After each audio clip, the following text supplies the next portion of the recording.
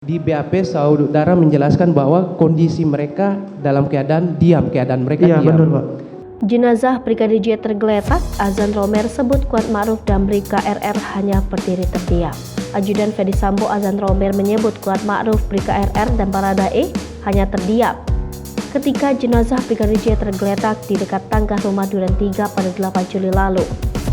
Hal ini disampaikan Azan Romer ketika diminta oleh hakim untuk memperagakan suasana setelah Brigadir J dieksekusi.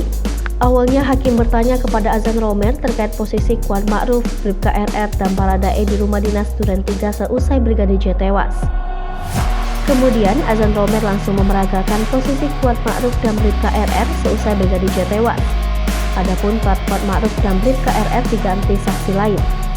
Dalam peragaan tersebut, Azan Romer mengatakan jenazah Brigadir J yang berada di sebelah tangga rumah dinas Duren 3 lebih dekat dengan Kuat Ma'ruf.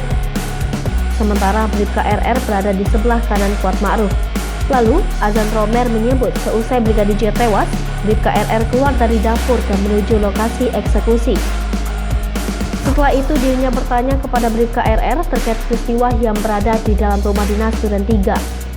Namun pertanyaan Azan Romer tidak digubris oleh Bribka RR. Setelah bertanya kepada Bribka RR, Azan Romer pun turut melihat jenazah Brigadir J yang tergeletak. Kemudian Azan Romer bertanya kepada Baradae terkait kejadian yang berada di dalam rumah Duren 3. Namun pertanyaan itu juga tidak dijawab oleh Baradae. Selanjutnya hakim pun bertanya kepada Azan Romer terkait apa yang dilakukan Kuat Ma'ruf, Bribka RR dan Baradae saat melihat jenazah Brigadir J.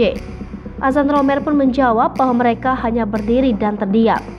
Setelah itu, kata Azan Romer, dirinya langsung bertanya kepada Baradae terkait keberadaan Putri Chandrawati.